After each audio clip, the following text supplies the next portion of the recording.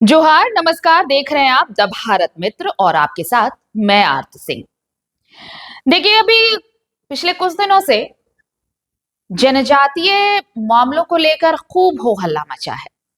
आदिवासी कौन है, सरना कौन है, डेमोग्राफिकल चेंज कैसे हो रहा है झारखंड में, इन सब चीजों पर खूब बहस हो रही है। लेकिन वास्तविकता क्या सच में हमारे सामने है? क्या सच में हमें पता है कि जो जनजातीय आबादी है झारखंड की, वो है कितनी? और अगर डेमोग्राफिकल चेंज की बात कही जा रही है, अगर ये बदलाव हुआ है, बांग्लादेशी घुसपैठिए अगर यहाँ बस चुके हैं, तो कितनी की तादाद है उनकी? क्या सच में उन्होंने डेमोग्राफी को पूरा चेंज कर दिया है? क्या वहां पर भौगोलिक स्थिति जो है या फिर जनसांख्यिकी स्थिति जो है, उसमें उन्होंने बहुत बड़ा बदलाव लाया है? और इन्हीं चीजों को लेकर देखिए, बीजेपी नेता पूर्व सीएम भी रहे हैं चंपाई सोरेन, पिछले कुछ दिनों से लगातार मुखर रहे हैं इस पर, और इसी को लेकर वो लगातार पोस्ट भी कर रहे हैं। तो मुझे लगता है कि पहले उनका कुछ ट्वीट हम दिखा लेते हैं, उसके बाद फिर कुछ आंकड़ों पर आएंगे हम कि आंकड़े क्या है। चंपाई सोरेन ने जो ट्वीट किया है वो देखिए, आज जो उन्होंने ट्वीट किया है वो पहले आप देख लीजिए। वो लिखते हैं, ये देखिए, एक पेपर कटिंग भी उन्होंने डाला है कि घुसपैठिए देश के लिए खतरा, धर्मांतरित आदिवासी को आरक्षण ना मिले। ये चंपाई सोरेन कह रहे हैं। उन्होंने राजनगर में एक प्रेस कॉन्फ्रेंस की थी और वहीं पर ये मुद्दा उठाया था उन्होंने, और इसी पेपर कटिंग के साथ वो अपने सोशल हैंडल एक्स पर वो लिखते हैं, झारखंड में बांग्लादेशी घुसपैठिए आदिवासियों की जमीन पर कब्जा कर रहे हैं, हमारी बहू बेटियों की अस्मत से खिलवाड़ कर रहे हैं, उनसे शादी कर सामाजिक ताने बाने को बिगाड़ रहे हैं और उनके सहारे संविधान द्वारा प्रदत्त आरक्षण में अतिक्रमण कर रहे हैं। अब एसआईआर के लागू होने के बाद न सिर्फ इन घुसपैठियों की पहचान आसान होगी, बल्कि उन्हें चुनावी प्रक्रिया और इस देश से बाहर करने का मार्ग भी प्रशस्त होगा। हमारे आदिवासी समाज के अस्तित्व के लिए दूसरा बड़ा खतरा धर्मांतरण है। अगर इसी रफ्तार से धर्मांतरण होता रहा तो भविष्य में हमारे जाहिर स्थानों, सरना स्थलों और देशावली में कौन पूजा करेगा? फिर तो हमारी परंपरा, संस्कृति और अस्तित्व ही समाप्त हो जाएगा। जो लोग धर्मांतरण कर चुके हैं वो अपने नए धर्म में रहें, लेकिन उन्हें संविधान द्वारा आदिवासी समाज को प्रदत्त आरक्षण और अन्य अधिकार नहीं मिलना चाहिए। ऐसे लोगों की डीलिस्टिंग ही हमारी रूढ़िवादी प्रथा और हमारे समाज को बचा सकती है। ये एक पोस्ट है, लेकिन ठीक 24 घंटे पहले उन्होंने एक और पोस्ट शेयर किया था। क्योंकि ये सारी चीजें जो चल रही हैं, चंपाई सोरेन को आपने लगातार देखा होगा, बांग्लादेशी घुसपैठिए का मुद्दा वो मुखरता से उठाते रहे हैं। और अब चूंकि ये जो बातें सामने आ रही है कि झारखंड में, बिहार में एसआईआर हुआ, अब यहाँ भी कहा जा रहा है कि झारखंड में भी एसआईआर किया जाएगा। तो एसआईआर अगर यहाँ पर इंप्लीमेंट किया जाता है तो उसके बाद क्या होगा? एसआईआर की जरूरत क्यों है, और अगर एसआईआर नहीं है तो क्या फर्क पड़ रहा है? इन सारी चीजों को, उनका प्लस और माइनस दोनों इसे लेकर वाद विवाद चल रहा है। लेकिन एसआईआर के क्या फायदे हो सकते हैं, एसआईआर से किन चीजों को सामने लाया जा सकता है, वो चीजें चंपाई सोरेन को अगर आप फॉलो कर रहे होंगे, चंपाई सोरेन को आप सुनते होंगे, देखते होंगे, तो आपको ये चीजें समझ में आती होंगी। हालांकि मैं सिर्फ चंपाई सोरेन की बात नहीं करूंगी, बीजेपी लगातार इसे लेकर मुद्दा बना रही है, लगातार ये कह रही है कि झारखंड में भी एसआईआर जरूरी है। लेकिन चंपाई सोरेन पिछले कुछ दिनों से लगातार इस मुद्दे को उठाते रहे हैं। अभी 24 घंटे पहले भी उन्होंने एक पोस्ट शेयर किया है, वो भी आप सुन लीजिए। वो ये कह रहे हैं कि हम पेड़ के नीचे बैठकर पूजा करने वाले लोग हैं। अगर हर आदिवासी धर्म बदल लेगा तो हमारे जाहिर स्थानों, सरना स्थलों और देशावली में कौन पूजा करेगा? फिर तो हमारी परंपरा, जीवन शैली और अस्तित्व ही खत्म हो जाएगा। तो ये देखिए, ये जो है, तो इसलिए एसआईआर को लेकर जब अब बीजेपी मुखर हो रही है तो आप अंदाजा लगा सकते हैं। हालांकि मैं चाहती हूं कि आप कुछ आंकड़े भी जान लें। यह आंकड़ा जानना इसलिए जरूरी है क्यों बीजेपी इसे लेकर मुद्दा बना रही है। लेकिन यह भी एक हैरत की बात है, अगर आप बांग्लादेशी घुसपैठिए की बात करेंगे या फिर घुसपैठिए की बात करेंगे, तो हर बार जब घुसपैठिए चिन्हित किए जाते हैं तो कितनी सरकारों ने इस पर एक्शन लिया है। आपको याद होगा, कुछ दिन पहले हमने इस पर एक डिस्कशन आपको दिखाया था और आंकड़ों के जरिए ही दिखाया था।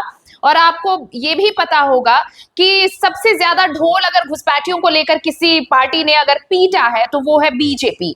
लेकिन ऐसा नहीं है कि सिर्फ घुसपैठियों को बेनकाब करने का काम बीजेपी ने ही किया है। ये काम उस वक्त भी हुआ था जब मनमोहन सरकार सत्ता में थी। तो मनमोहन सरकार में भी कई घुसपैठिए चिन्हित किए गए थे। और आप अगर ऑफिशियल आंकड़े, हालांकि हमारे पास ऑफिशियल आंकड़े जो हैं उसमें वो इधर थोड़ा उधर हो सकता है, लेकिन अगर आप जाकर इस पर अगर देखेंगे, ढूंढेंगे, तो आपको ये जानकर हैरत होगी कि जो हो हल्ला किया जा रहा है, ये पिछले 10 सालों में कितने घुसपैठिए बीजेपी के सरकार में बाहर निकाले गए हैं।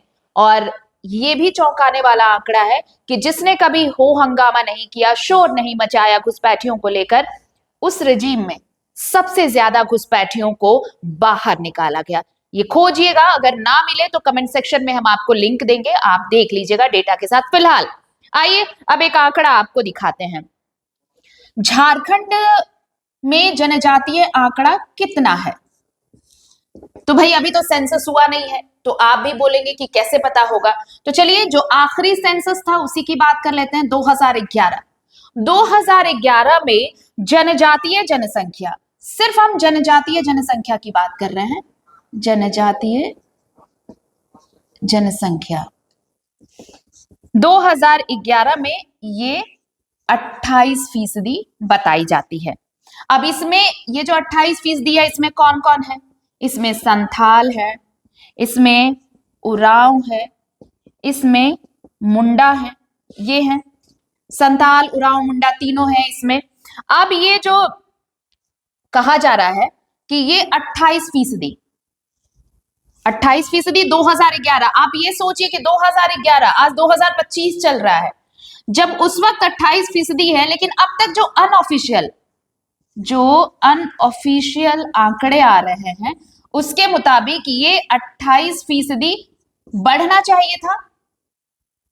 जाहिर तौर पर आबादी बढ़ रही है तो ये आंकड़ा बढ़ेगा ना, लेकिन जो अनऑफिशियल रिपोर्ट है वो आपको चौंका देगी। उसके मुताबिक जनजातीय जनसंख्या वहां पर घटने लगी है। और इसका मतलब क्या है? यानी कि जिस अनुपात में ये बढ़ना चाहिए था 2011 से 2025 तक, वो अनुपात नहीं है, वो रेशियो नहीं है, वो जनजातीय जनसंख्या जो है उसका अनुपात, वृद्धि अनुपात जो है वो घटा है। और इसका सबसे बड़ा कारण है बांग्लादेशी घुसपैठिया।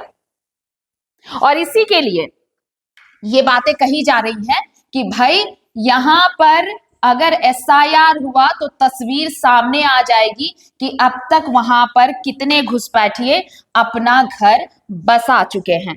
अब आइए जो साक्षरता दर की बात हम बाद में कर लेंगे, अभी सिर्फ जनजातीय जनसंख्या की ही बात कर लें।